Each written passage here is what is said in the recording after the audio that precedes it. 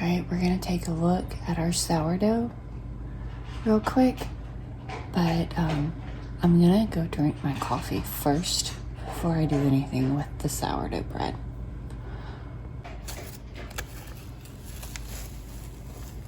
Look at that, guys. Look how pretty that is. With the bubbles in there. Bubbles. Alright. I'm gonna let that sit for just a few more minutes. I need my coffee so I can think.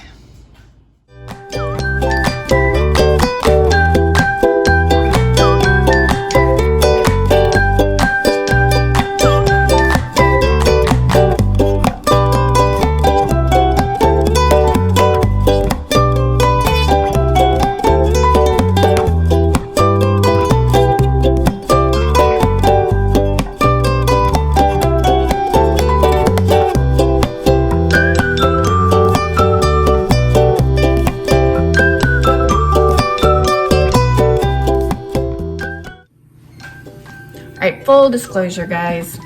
I filmed making this overnight sourdough bread last night, but I was really tired and trying to think through the process and talk about it at the same time. Had my brain a little frazzled, so I'm scrapping those videos and maybe I'll use them for B-roll, who knows. But today we are going to be making an overnight sourdough bread, the way that I make sourdough bread. If you get online, it can look daunting because you have very professional people that get way into the science of it, and it's really fascinating, but I'm not to that point yet. I like to keep things simple. I've been making an overnight bread for 9 years now. That's really easy. They call it a peasant bread is what it's called. Very, very easy. So I've taken that recipe and I have eliminated the commercial yeast, and I have put my own sourdough starter in it as the yeast, the rising agent in this bread. And so I've adapted my recipe to turn it into a sourdough recipe, still doing it overnight, making it very simple. You can make this completely no knead on your part and just let your mixer do all the work, but I have stopped doing that and I hand knead mine, or I knead mine by hand when all the ingredients have incorporated and started pulling away from the side. So it gets kneaded in here for about 3 to 5 minutes, and then I knead it on the countertop for 5 minutes. It works out my muscles on this side, and then I like kind of forming that relationship with my dough. Like I know when my dough is done and it's ready to start rising. So anyways, we're gonna get started. And I have my dough that I made last night currently in the oven baking. So you might hear the timer go off on that. So we don't really have to wait at this point to see what a finished loaf looks like. I have 4 cups of flour in my mixer. I have 1.5 cups of unchlorinated water.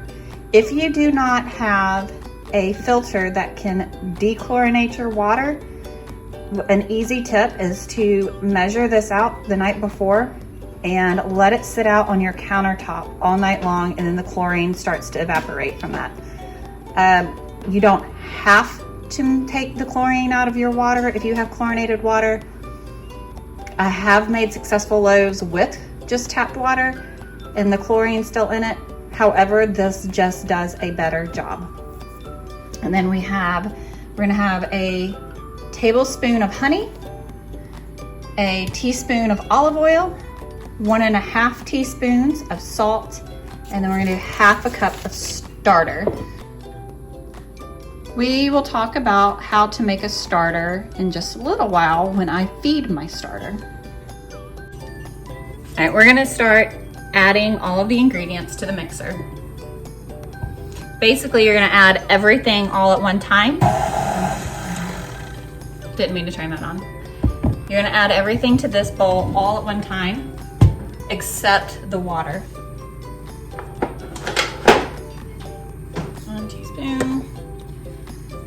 do 1.5 teaspoons of salt.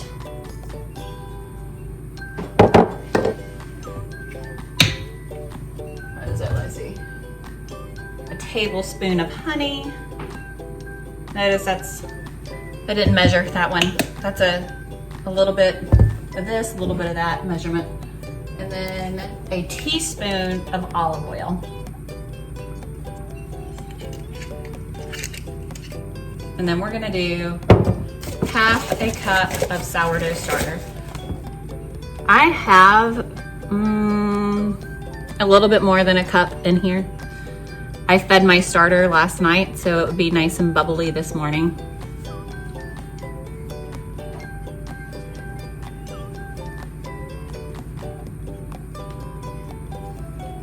Yeah, that's good. So I'll give this a quick mix with my dough hook in the mixer. If you don't have a mixer, you can still do this in a bowl and a wooden spoon. This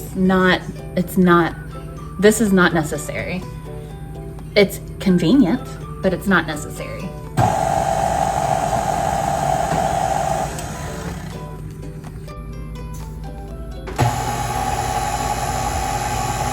Get everything kind of incorporated, and as it is turning, mixing up, we're gonna slowly add 1.5 cup of water.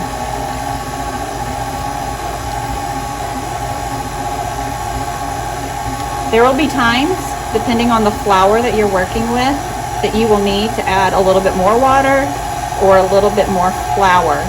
And remember, when you're doing that less is more. You can always add, but you can't take away. I use an unbleached flour. I like to work with either King Arthur's flour, unbleached flour, all-purpose flour, or the organic versions at my local store. See it starting to form into a dough, and here in a minute you'll see it actually pull away and form into what we know as a dough, and that's at the point when I take it out.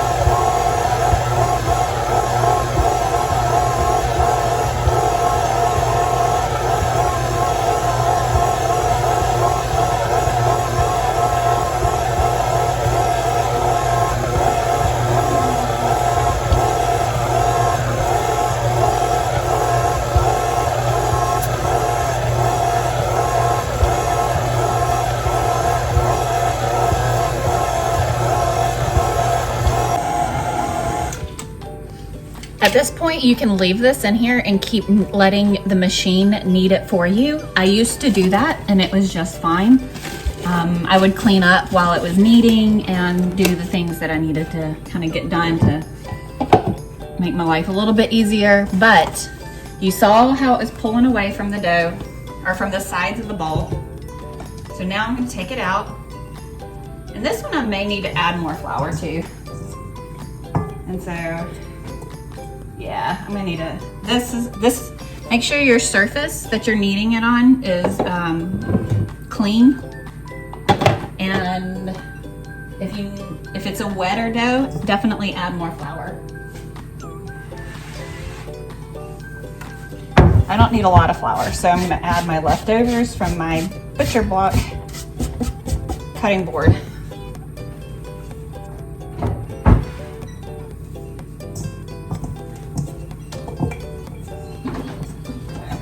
I can tell it needs more flour just because it's a little sticky. You can see that. Let's turn, you guys, so you can see better. Can you see better? Yeah. Get my coffee cup out of the way. My coffee cup number 2. No, I've had only 2 cups today. That's what I'm talking about, like coffee. You're talking about like 3 big go, so you can have that.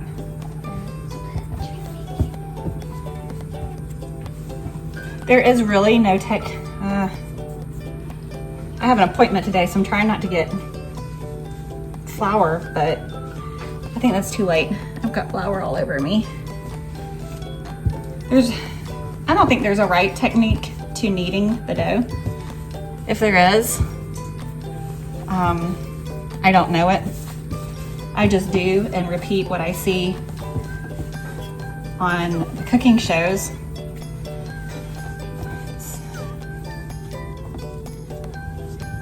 We're gonna sit here and knead this dough. And like I said, it offers some working of the muscles on my arm, since I am missing a good chunk of my muscles, and I am missing my left breast, and then I have some issues with my arm from surgery and my shoulder in particular. I am kind of more protective of that side and prone to not use it. So this is giving me a workout that I need, and keeping my arm active. This might need even more flour. It's very wet today. Also know that weather can affect your doughs. Things like this. And again, take your time, enjoy the process, learn through it. You're gonna have bad days. You're gonna have loaves that are completely flat and don't rise very well. That happens.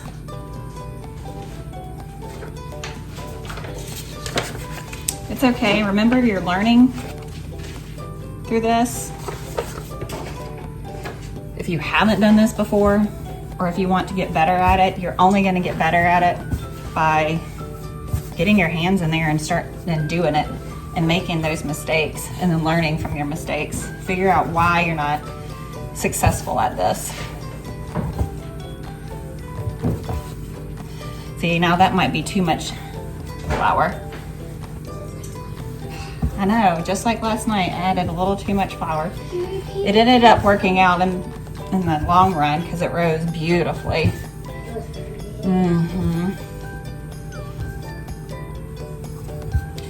I'm gonna do this for about 5 minutes total on the countertop. So it's been kneaded for about 10 minutes total, I guess, in the mixer and on the countertop. No, I didn't add too much flour. Okay, cool. That's another thing that I'm talking about with this, is that I like to get my hands in here because I can tell if it needs more flour or if it needs more water, things like that. Like I said, you're forming a relationship with your dough. And it sounds weird, but the more you do this, the more you understand. And there is some theories that the hands of the bread maker end up making this bread healthier. So, I don't know, we'll see. Or maybe you're getting healthier by doing this. All right, it's pretty nice. I'm happy with it. You're gonna shape it into a ball, like that. And then you're gonna take it, and then you're gonna plop it into your bowl. See? Plop right in the middle. And then you're gonna cover this and let it rest. You cover it with, I cover it with plastic wrap. I feel like it holds in the heat and the moisture in here nicely. And so I will cover it tightly, as tight as I can. I bought cheap plastic wrap, so it's not sticking great. And then I will take a towel to kind of keep the light off of it, and then I'm gonna put it in a warm spot in my kitchen. Since it's the daytime and I use my oven and my stovetop a lot, I'm not gonna keep it on my stovetop But what I normally do when it's nighttime is I take this bowl and I stick it on my stovetop with the light on above it. So if you have a vent hood with a light or a microwave with a light underneath it, then that's what I turn on, and it's just enough heat for this to stay nice and warm and rise overnight. And because I'm not going to be using that area and it's the daytime in our house, it stays warm, so I can just leave this out on my countertop and it will rise beautifully, and I will cook this in at least 8 hours.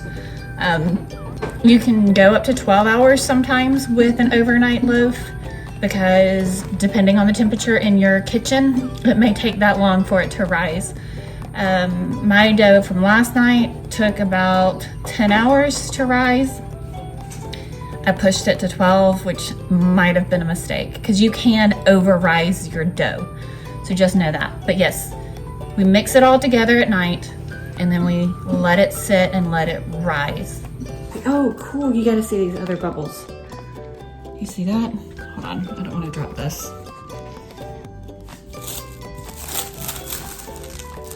Look at that, you see the bubbles? They're deflating. Hopefully I didn't wait too long.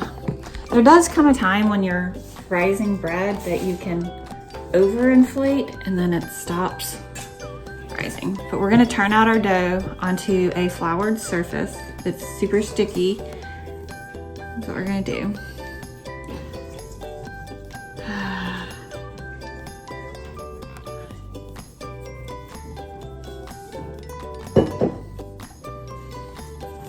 And then just kind of gently knead it, not anything super crazy. And so what I like to do, let's see if I'll see this more, now is I made a very tiny, inexpensive investment in some basket. These baskets. This one's a bowl, and then this is wood right here, and then it comes with a removable cloth. They have they have proper names, but I don't know the proper names. So I have this one, and it comes with another one that's an oblong bowl with another piece of cloth. And then it has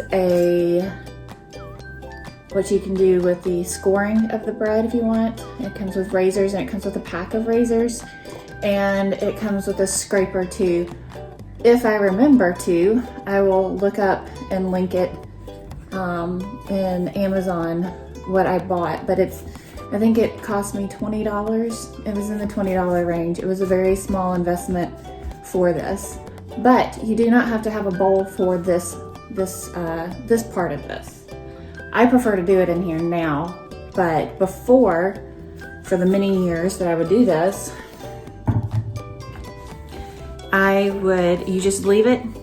See how it's formed into a nice little shape?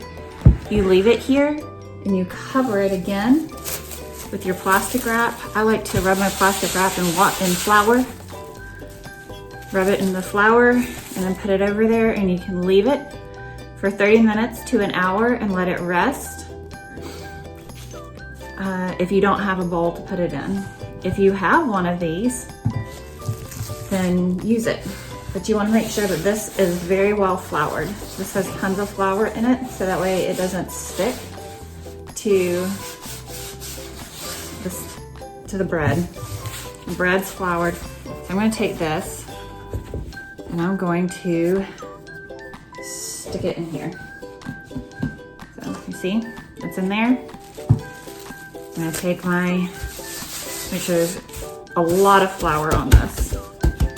Because what this will do is this will rise again. So I'm gonna put that and drape that over that, and I'm gonna let it rest for an hour.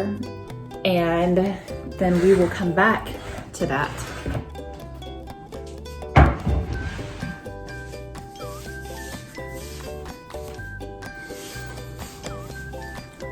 While I'm letting it rest, I'm going to preheat my oven to 450 degrees.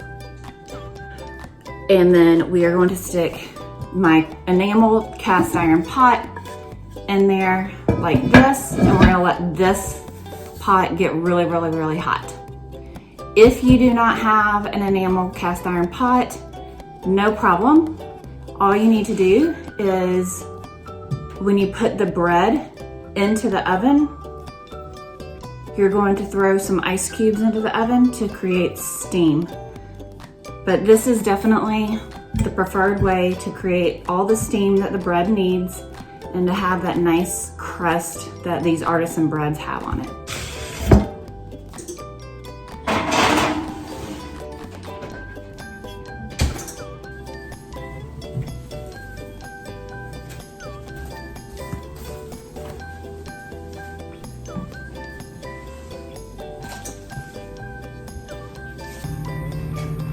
Okay, so we have our bread. I'm uncovering it right now because it has risen quite nicely. Right, remember it sat out for about 30 minutes to an hour. Mine sat out for an hour, and so it's nicely rested.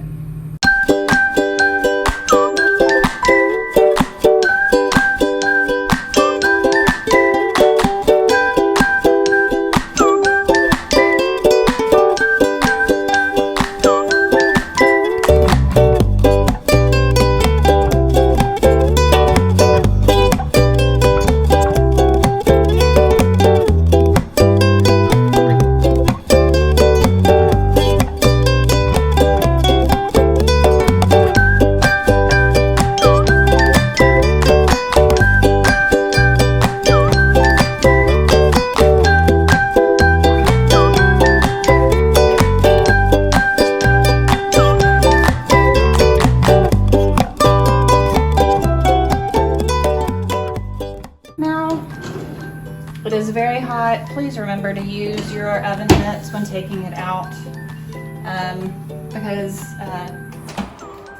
I've grabbed it once before without oven mitts, and I promise it's very, very hot.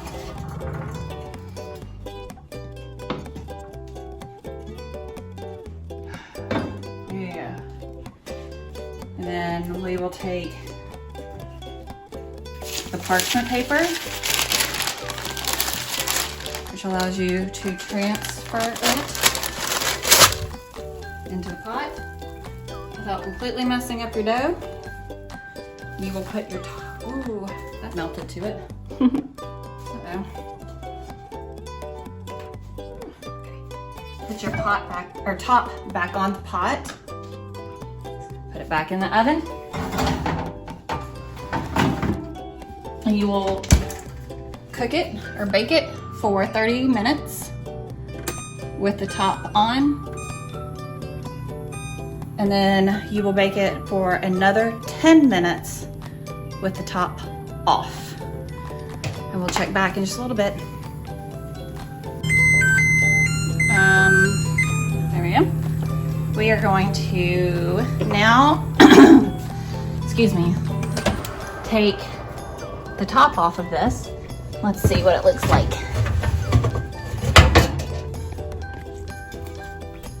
Oh, look at that. So now we're gonna get it nice and crusty. See, I'm still getting those little cracks in there. It doesn't matter. Even if your bread is ugly looking, it's still gonna be beautiful. Or I should say, even if your bread is ugly looking, it's still going to taste great. Then I'm gonna set that for 10 more minutes.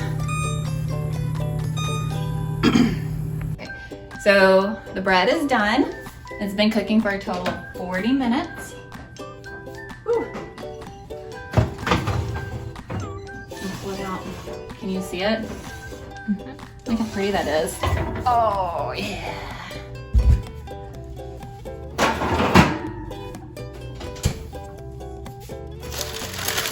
Get it. Oh, that's.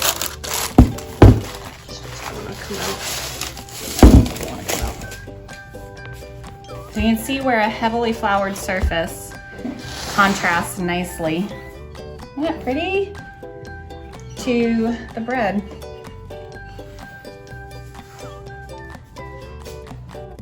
We are gonna let this sit out for an hour. You do not want to cut into this right away, as tempting as it is, because it smells amazing. And warm bread tastes so good. but you want this to sit for at least an hour. We will let this sit until the evening and have it with dinner tonight. Or we could have it for a snack. Or we could have it for lunch or breakfast and dinner. A loaf of bread doesn't last long in this house. We usually go through it within a day. So thankfully, my family is very excited that we have another one rising currently. I do encourage you all to go look up the benefits of sourdough and why you should eat sourdough as opposed to any other type of bread. It's pretty fascinating. There's a lot of science behind it. And bread is part of our diet. Not mine currently, but my whole entire family can eat this bread and not have any negative side effects. And that is what we want. We want our food to heal us and keep us healthy. We're gonna talk and take a selfie with my sourdough bread because it makes me feel more comfortable having having something else for you all to look at. But thank you all for watching today, and hopefully you learned a little bit. And hopefully if you have not tried sourdough bread or you have tried and failed, hopefully this makes it a little bit more easy for you to understand and makes it where you would like to try to make sourdough bread, or at least try again, because you should. It's great. It's really hot. Really, really hot. But it's beautiful and it's gonna taste amazing. So just leave that there, let it cool, do its thing. And yeah, so we'll see you later.